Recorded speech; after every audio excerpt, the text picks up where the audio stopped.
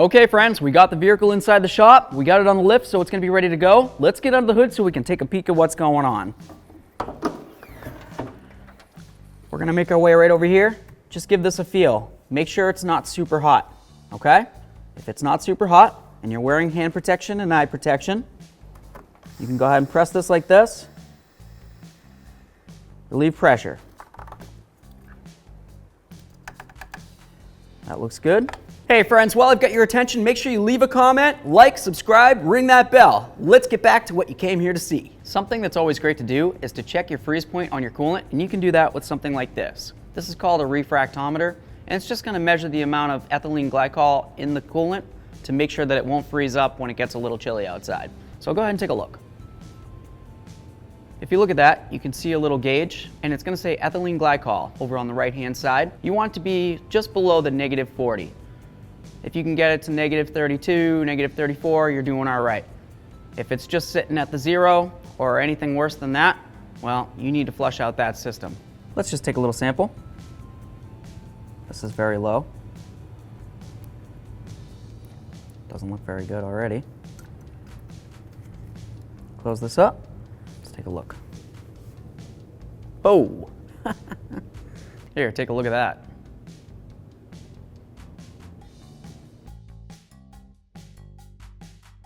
To test for a coolant leak, it's always great to have a tool that looks like this. This is a pressure tester. It's going to go right on here. Let's twist that on. Make sure it's locked. That feels great. Now we're going to pump this up. You want to get it well over that 15, maybe even almost to the 20. Once you get it to that point, just let it sit, hang out. I'm just going to go right to that 19.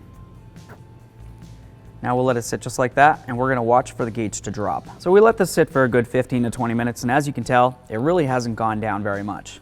The only problem is we're still low on coolant, so we got to figure out where it's going. Let's get this off of here. Now it's time to check and test the cap. Take a quick peek at it and make sure that the rubber isn't torn or worn. This one does look like it's a little worn right here. Seems like it's been around for a while. Something that's important to pay attention to is right on the cap.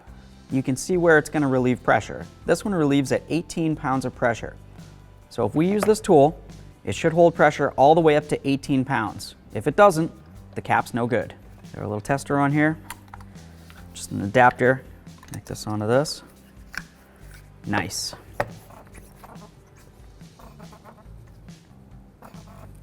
Should go right up to 18 and stay.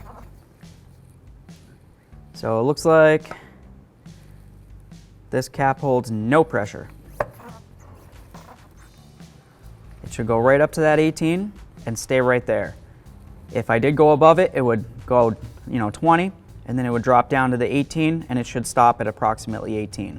Needs a cap. There are other places where coolant can escape from on vehicles. Sometimes it'll be like a radiator hose where it connects onto maybe the radiator or the engine. It could leak right at the radiator. There's lots of seams along that radiator that could leak. Water pumps go bad. They have a little weep hole and they'll let you know when they're leaking for sure. There's some other areas, maybe like a head gasket or an intake. That's very bad. Obviously, that's the worst that you can probably get. But something as simple as a radiator, that's an easy replacement.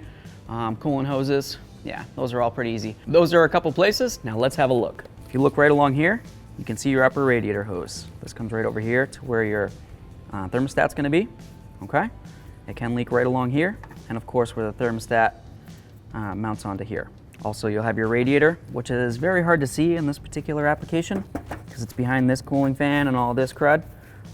But generally speaking, you'll be able to smell it and you'll be able to see a drip. If you follow this hose along, you can see your heater core hoses. Sometimes you'll get a leak. You'll see it dripping right down along that firewall. Just visually follow those hoses around and check to see where they fit onto things and make sure there's no leaks on those as well. All right, let's bring it up and check what's underneath. The water pump's right up here. It's a little hard to see, but if you see any fluid coming down, more than likely that's the issue. Right over here is where your lower hose connects onto the water pump. If you see any moisture coming down that could be the possible issue. We'll just follow that hose, comes along over here to the radiator. That looks nice and dry as well. You can see the radiator right inside here. Just keep following this and looking for moisture. Oh, here we go. We got a little moisture on this side. Look at that. This right here is known as a petcock. and that's also the drain for your cooling system. You would turn this to loosen it, and coolant would come out of this. This one looks like it's in rough shape. If your petcock's doing this, you need to replace your whole radiator. If you look at the back of your vehicle, you can see your exhaust tailpipe. You'd want to pay attention to this. Have somebody start up the vehicle and watch for any type of smoke. You probably see some white smoke billowing out. That would be a sure indication that you have a bad head gasket.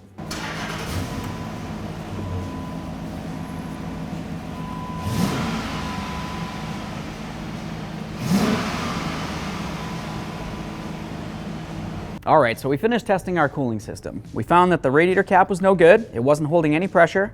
And at first, we seemed like we were holding pressure right here because it held for about 15-20 minutes and really didn't drop very much.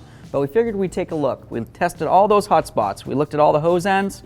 We looked at the firewall. We went underneath, and we did end up finding the leak at that petcock. It was a very slight leak, just a little seep.